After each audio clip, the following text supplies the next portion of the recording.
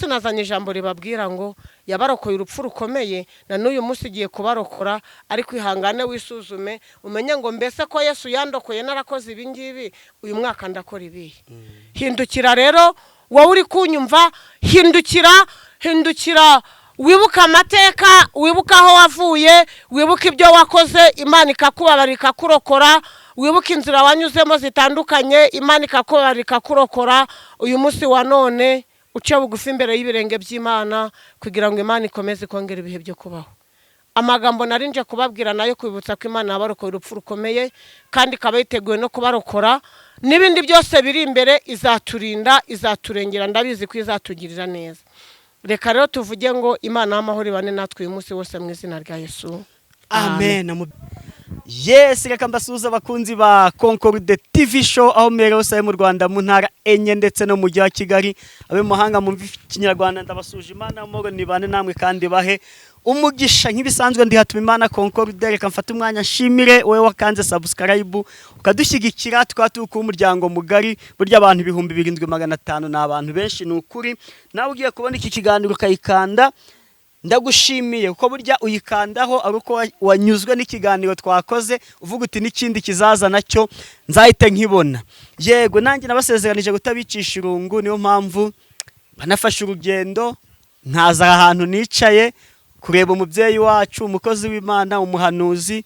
N'ukuri pe abenshi basenganye nawe barabohotse, abatari barabyaye Imana yabahaye urubyaro, abari barahezweho n'inda niba ariko babivuga yarabasengeye barabyara. Reka tumuhe ikaze na karibu.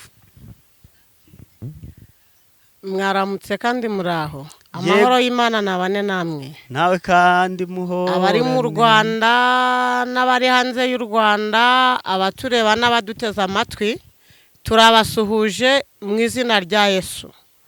Umuririmbyi yaravuze ngo indamukanye y'abana b'Imana ni ukuvuga ngo Yesu ashimwe. Turabahoye mwese, Yesu nashimwe. Yego, Yesu ahimbazwe. Wakwibwira abadukurikiye? Harya buriya ndagira ngo abantu benshi bamaze kumenya, hari abashyashya. Yego, nuvuga ngo hari abazareba iki kiganiro barebye n'ibindi twagiye dukorana, ariko hari n'abashyashya bazareba bakavuga ati ariko uyu mubyeyi yitwa nde? Ubundi afite abuzukuru, amazina ni yayandi, ni Nyirarukundo Alfonsina. Ndi umumama ukunda gusenga, nkunda Imana n'abantu bayo. Yego, ni karibu bavuze ngo ukunda gusenga, n'undi ugiye kudusengera ngo Imana ituyobore muri iki kiganiro. Ndaje ndabikora rero, reka duce bugufi dusenge Imana. Yego.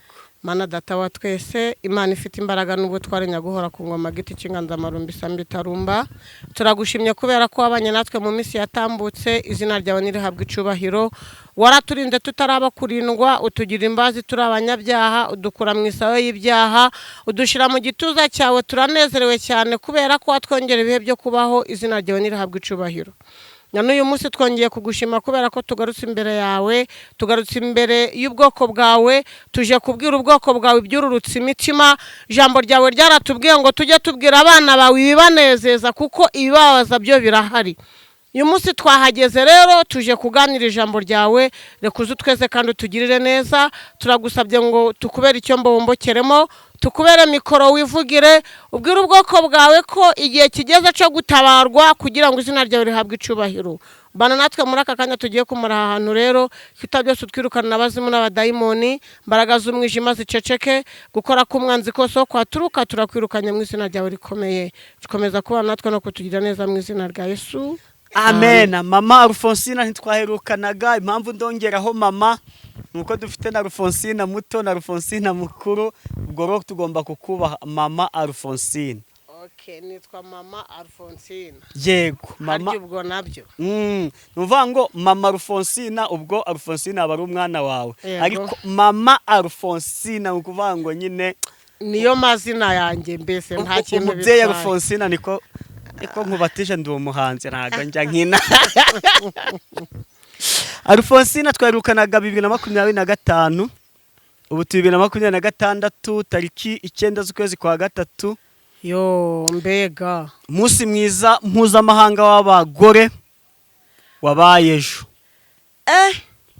umva rero ntaragira ibindi mvuga mpa bombo yanjye uzi ko bombo yanjye wakagombye kuba warayimpaye ejo ku munsi w'abagore nkavuga ngo nkoreye agasiripurize ni agasiripurize harya yego rwose agasiripurize aba ari ngombwa none bombo yanjye warayinyimye ku munsi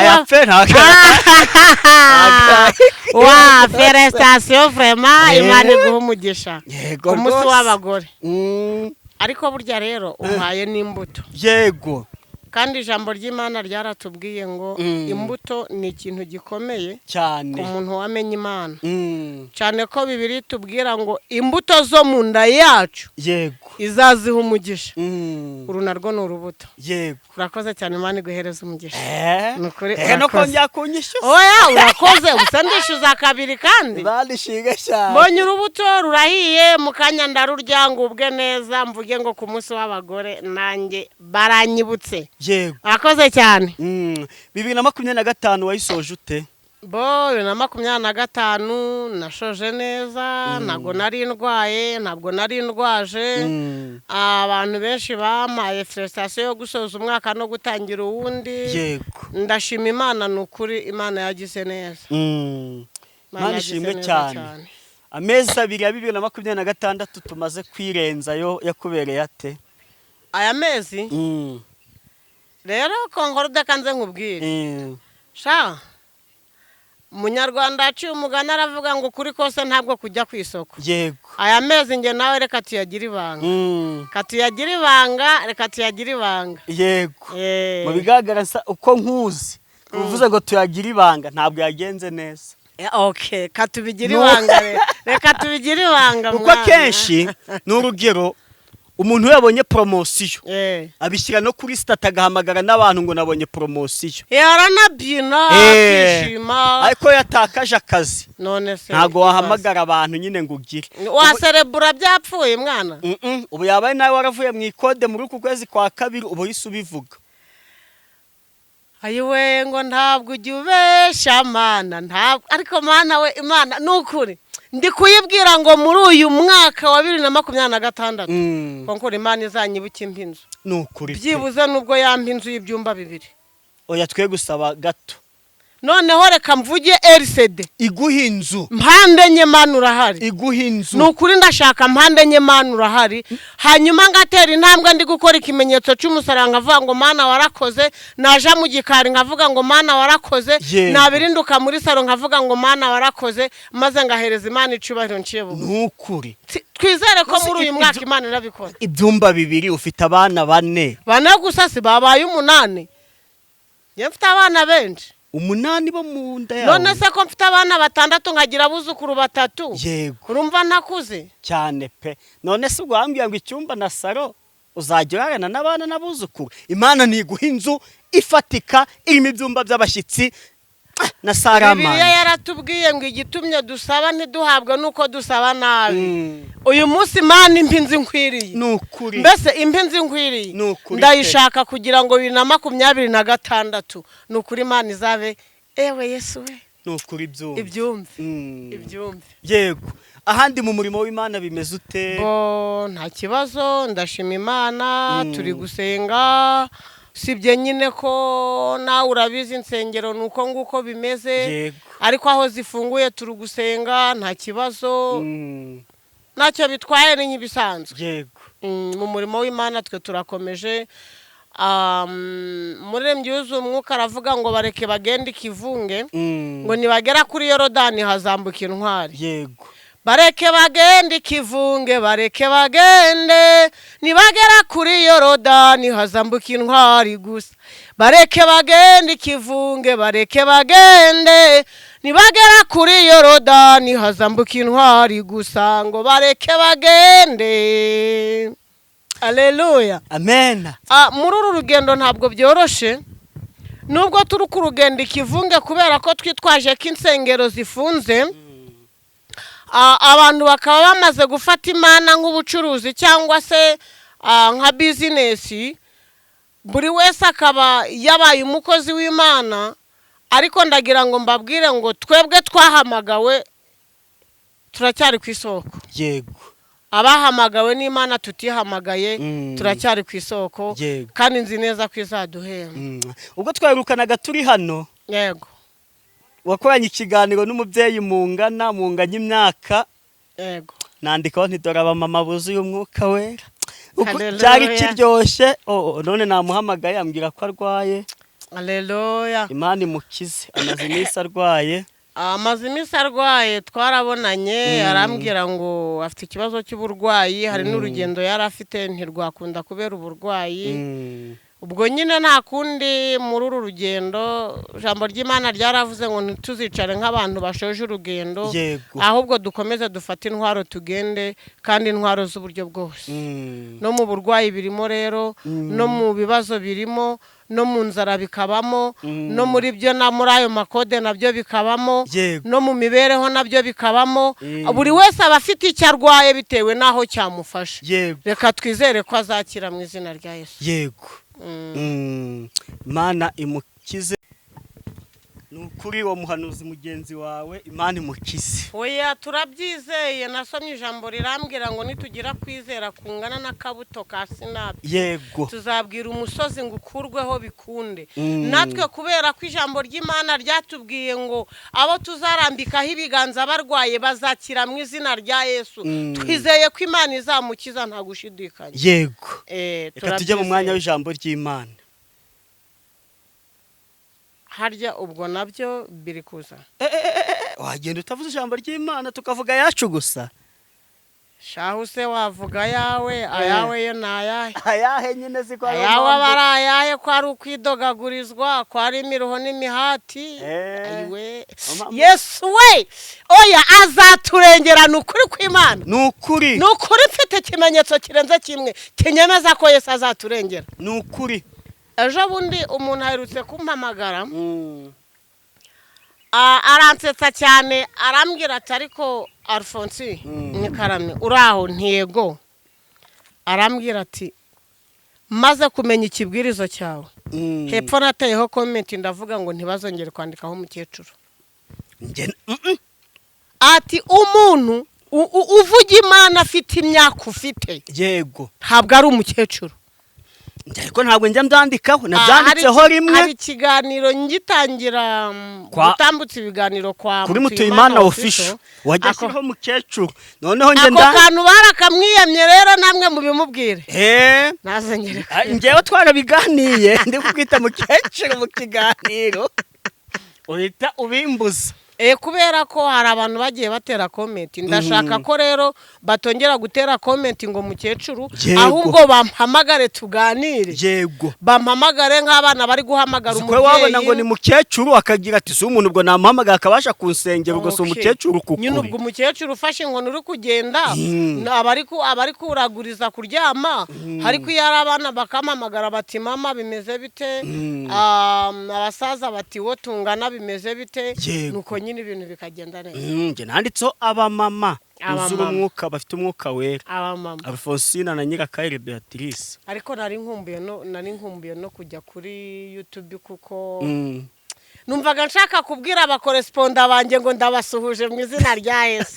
Nukuri aho bari ndi kubabwira ngo ndabasuhuje mu izina rya Yesu. Nisegura atagira n'umuntu uvuga ngo impamvu utaherukaga ngo ubwo hari icyo twapfuye. Oya ntacyo rwose ni bya bibazo byo mu isi gushaka ubuzima. Ni amezi abiri nakubwiye nagize ibanga. Naguhamagara ukambwira n'undi kudahari. Yego. Kubwo gushaka imibereho. Abankunda mwese ndabasuhuje n'abanyanga mwese ndabasuhuje. Alphonsine nagarutse n'ukuri turi hamwe kandi ibihe byose Imana ikintije ubu buzima. Yego karibu n'ijambo ry'Imana. Murakoze cyane. Igihe ni igihe rero kandi Bibiliya iratubwira ngo nta gihe cyo gutakaza gihari. Tugiye gusoma amagambo make cyane kugira ngo buri wese yiyumvemo ubundi turi kumwe ibihe byose. Tugiye gusoma amagambo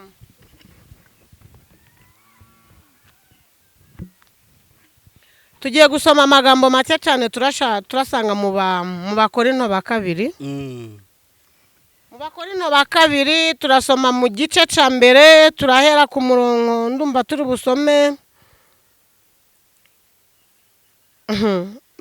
busome umurongo wa 10 reka dusome mu izina rya Yesu. amen Mutwe w'amagambo uri kutubwira ngo Pawulo ashimira Imana kubwo kurokorwa ibyago n'urupfu. Yesu ashimwe cyane. Amen. Pawulo ashimira Imana kubwo kurokorwa ibyago n'urupfu.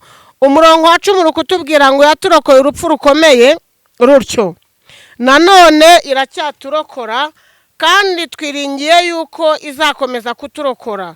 Namwe mufatanije natwe gusenga kugira ngo impano twaheshejwe na benshi bayishimira Imana ku bwacu. amen Haleluya. amen Haleluya. amen Haleluya.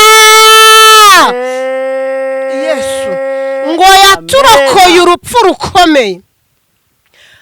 Iyo nsomye iri jambo nkunda kuritekerezaho cyane, kubera ko 2026 hari abagabo Imana yarokoye. 2025 hari abagabo Imana yakuye muri gereza bari mu mwobo. Hari umugabo ujya kunda kunshimisha akambwira ngo niba hari ibyo ushaka kumenya uzarebe ujye muri gereza urebe abantu batuye mu gihugu kandi batazi kubara amasaha n'iminsi. Ndamukunda cyane kuko aranyibutsa jambo ry'Imana ryaravuze ngo iyo twibagiwe amateka twica amategeko. Konkoro Imana izagufashe ntuzibagirwa amateka. Imana ntacyo bitwaye. Ntacyo bitwaye, natwe ibyo twarabyitabye baradukubita, buriya nawe mu kanya ndagukubita. Mbabari karame. Iyo wibagiwe amateka wica amategeko. Nukuri. Ngewe Alfonsina njya nkunda kwibuka amateka cyane. Nubwo iyo nyibutse ansubiza ahantu hatari heza, ariko kubera ko namenye Imana ndongera nkagaruka nkabwira Imana ngo Mana byari byiza ko nsubira mu mateka kugira ngo nibuke ko hari aho wankuye. Njashima Imana cyane kuko hari abantu Imana yarinze muri 2025. Hari ababyeyi Imana yarinze gupfa bari kubyara, hari abagabo Imana yakuriyeho impanuka, hari abo yakuye muri gereza, hari abo yakuriyeho akagambane, hari abakobwa Imana yatabaye, hari abasore Imana yatabaye. Muri uru Rwanda 2025 hari abantu muri rusange Imana yatabaye. Niyo mpamvu ijambo ry'Imana ritubwira ngo yaturokoye yaturokoye urupfu rukomeye. Imana yaraturokoye. Imana yadukijije kurogwa. Imana yadukijije gupfakara. Imana yadukijije ubupfubyi. Imana yadukijije urupfu rukomeye. Haleluya. Amen. Haleluya. Amen. Yesu nashimwe cyane. Maze kumenya ko Imana yaturokoye urupfu rukomeye, ndavuga ngo ndakwiriye kubibwira abantu babyiyumvemo. Buri wese yumve ko Imana yamurokoye urupfu rukomeye. Ku murongo wa 11 hari amagambo meza cyane avuga ngo namwe mu bafatanije natwe gusenga kugira ngo impano twahejejwe na benshi bayishimiremo Imana ku bwacu. Haleluya. Amen. Yesu ashimwe cyane. Iyo umaze kumenya neza ko Imana yakurokoye, wibuka akagambane kari ku ruhande rwawe. Iyo wibutse neza ko Imana yakurokoye, wibuka ko mu gitondo Randirodi yari yaje kukubwira ngo sohoka mu nzu abandi baraje. Haleluya. Amen. Iyo umaze kumenya ko yakurokoye urupfu rukomeye rata, wibuka ko wari wabuze akazu kakabona. Muraho ariko murakomeye. Yego. Yesu nashimwe. Sahimbaza. Ndimo ndabwira abantu Imana yatabaye muri 2025. Abantu bari mu bitaro, abantu bari muri gereza, abantu bari bafite imanza, abantu ubukwe bwari bwarapfuye, abantu kubyara byari byaranze, abantu abo bantu ndimo ndababwira ngo yabatabaye 2025 na 2026 iraje. 2026 iraje. 2026 ije kubatonesha, ije kubakirigita kugira ngo museke. Yesu nashimwe. Ahimbazwe. Hari abantu mwaka wa 2025 warangiye badasetse. Mu ntangiro zaho bari bafite umubabaro. hagati mu mwaka bagira umubabaro, umwaka uri gusoza bagira umubabaro, batigeze bagira ibyishimo muri uwo mwaka. Uyu munsi ndabatangariza ijambo rikomeye rikora ku mutima wanyu ngo 26 igiye kubakirigita. Imana iraje ibakirigite, Imana iraje ibasetse, iraje ibakore ku mutsi kugira ngo muhindurirwe amazina. Nasomye ijambo ry'Imana rirambwira ngo umugaragu w'Imana ijoro rigeze mu gicuku aryama yiseguye ibuye, arangije abwira umuryango we ngo nimwambuke mugende. Uko byari bimeze kwari kugira ngo nibagera hakurya batatu umudendezo wo hakurya, kugira ngo bamenye neza ko umuvandimwe we cyangwa uwo bavukana ari bwakire abazanye, kuko yari yaragiye yaramunyaze. Yesu ashimwe cyane. Aryamira iryo buye, igicuku kigeze hagati rata, marayika ngo aramusura, niko Bibiliya tubwira. Marayika amaze kumusura nuko ngo baraganira, amagambo baganiriye ntabwo nyazi, ariko Bibiliya tubwira ngo ewewe, ariko ari wabona umuntu gukirana na marayika, maze ngo barakirana. Marayika ati ndekura, mugabo ati sinkurekura. Marayika ati ndekura, Yakobo ati sinabikora. Yakobo ati ntago nkurekura utampaye umugisha. Bibiliya tubwira ngo marayika abonye bukeye amufata ku nyonga y'itako, kugira ngo byibuze nababara yumve ko akwiriye kumurekura. Aramubwira ngo ntabwo nkurekura utampaye umugisha. Marayika abonye bukeye aramubwira ati ntabwo ucitwa umuriganya ukundi, ahubwo nk'Isirayeli. Haleluya, haleluya. Ndatangariza abantu bahuye n'ibiza 2025, ndatangariza abantu ko Imana yabarokoye, kakubwira ngo nubwo wari uzi ko bikomeye, ariko uyu munsi Imana ije kukomora inguma. Kakubwira ngo nubwo wari uzi ko urugo rwawe rusenyutse, ariko uyu munsi Imana ije kurwubaka. Nzanye itangazo rivuga ngo abari bazi ko bikomeye, ab'Imana yarokoye babyiyumvamo, bazi ko yabatabaye, uyu mwaka igarutse kubatabara bwa kabiri, kandi bazaniye amashimwe ku mutima wabo. Mboneho kubwira abantu muri iyi minsi, abantu bafite ingo ziri kunyeganyega, abantu ingo zubatse ku musenyi, abantu muri iyi minsi Kongorude dufite ikibazo gikomeye. Kera twari tuzi ko abagore ari bo bahukana bakagenda bakaje iwabo, bakagenda bagera iwabo basaza babo bakababwira bati reka tubasubize mu ngo zanyu. Ariko uyu munsi abantu ntibagisenga, n'abasenze Imana bamaze kuyifata nk'itariho. Umuntu agahagarara muri korari akaririmba, umuntu akayobora itsinda ry'amasengesho, umuntu agahara mu cyumba akavuga ati nzaja mu ijuru, ariko bwaca mu gitondo akazengereza umugabo rata, akazengereza umugabo akamutesha umutwe, umugabo akamuhindura nk'ikitariho, umugabo yabona ibyangusha akagenda, umugabo akitwa inzerezi kandi yarari mu rugo rwe.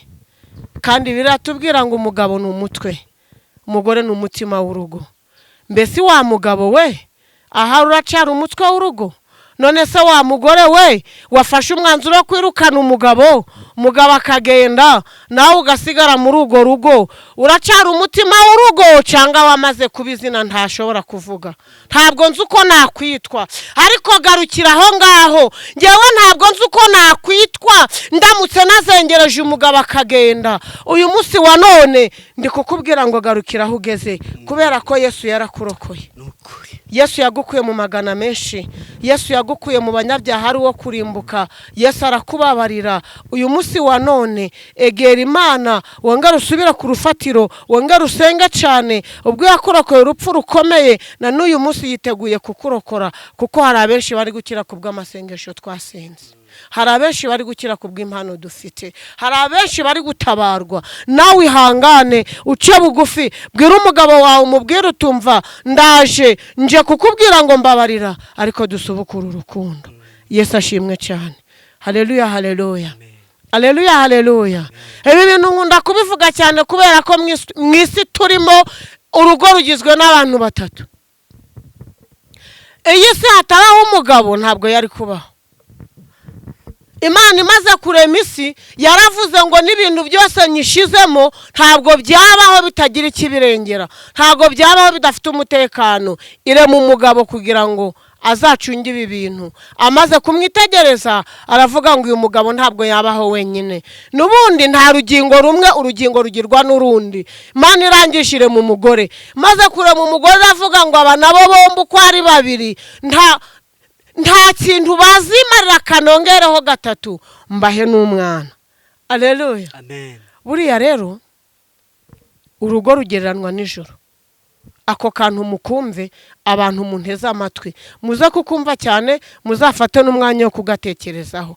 Impamvu ni iki? Nuko mu ijuru hari abagabo batatu, harimo Imana n'umwuka wera. Imana, umwana n'umwuka wera. Yego, mu rugo harimo umugabo, umugore n'umwana. Yemwe ibyo bintu ntibijya gusa? Yego, ntibijya gusa yemwe. None se ko twashakanye tukabyarana n'umwana, ukaba umaze kunyita ayandi mazina, ukaba uri kumva kugezweho kubera amafaranga menshi ufite, kubera akazi ufite, kubera ko wumva umeze neza, ahari urugo rwacu ruruzuye.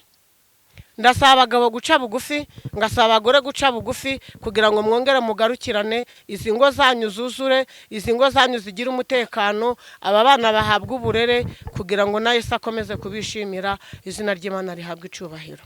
Haleluya, haleluya. amen. Uyu munsi nazanye ijambo ribabwira ngo yabarokoye urupfu rukomeye, na n'uyu munsi igiye kubarokora, ariko ihangane wisuzume umenye ngo mbese ko Yesu yandokoye narakoze ibi ngibi, uyu mwaka ndakora ibi.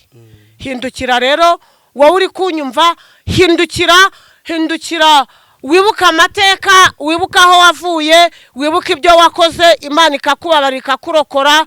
Wibuka inzira wanyuzemo zitandukanye, Imana ikakubabarira ikakurokora. Uyu munsi wa none uce bugufi imbere y'ibirenge by'Imana, kugira ngo Imana ikomeze kongera ibihe byo kubaho. Amagambo narinje kubabwira nayo kwibutsa ko Imana yabarokoye urupfu rukomeye, kandi ikaba yiteguye no kubarokora. N'ibindi byose biri imbere izaturinda, izaturengera, ndabizi ko izatugirira neza. Reka rero tuvuge ngo Imana y'amahoro ibane natwe uyu munsi wose mu izina rya Yesu. Amen. Umubyeyi wacu Alphonsine, umuhanuzi wacu, umujyanama wacu nkatwe tukiri bato, Imana iguha umugisha. Watwemerera se ugatanga nimero yawe, wakumva yafashijwe akazaguhamagara akakugisha inama? Hari ikibazo? Nta kibazo gutanga nimero yanjye. Iyo wagiye nk'aha hantu ugomba kuhagira inshuti nyinshi, ndetse ukahagira n'abanzi benshi, kandi turabyemerewe. Ariko ngewe mba ndahangaha ngira ngo mureke no kunkunda, ahubwo mukundi yampamagaye. Iyo antumye kuvuga ko yakurokoye, nawe ukwiriye kuva mu byo urimo. Iyo niyo nshaka ko mukunda, nubwo ngiye gutanga nimero, ndashaka umpamagare uzi neza icyo tugiye kuvugana, kandi cyaguhesha amahoro, cyatuma uva mu byo urimo, wibuka ko yakurokoye, hanyuma ukagaruka ugasubira ku isoko, ukaba umwari mwiza, ukaba umubyeyi mwiza, ukaba umugabo mwiza, ukaba umusore mwiza, ubereye u Rwanda rwacu, ndetse n'Imana ikakunezererwa. Amazina rero ni yayandi nayababwiye ko ari Nyarukundo Alphonsine. Inimero ni 0788 62 58 37. Hanyuma nkagira na 0788 06 88 007. Izo zose zirahari, ushaka wampamagara, kandi iyo mumpamagaye nanjye ngubwa neza, kuko numva mfite inshuti z'inkoramutima. Inama wangisha zose naziguha, ku bujenama bw'imibereho yo mu rugo, ku bujenama bw'uko bya bindi nabyo bitari kugenda neza. Ibyo nabyo twese byose turabishoboye, kuko Imana yabiduhaye.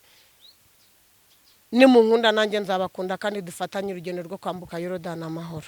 Yego, Imana y'amahoro ibahe umugisha.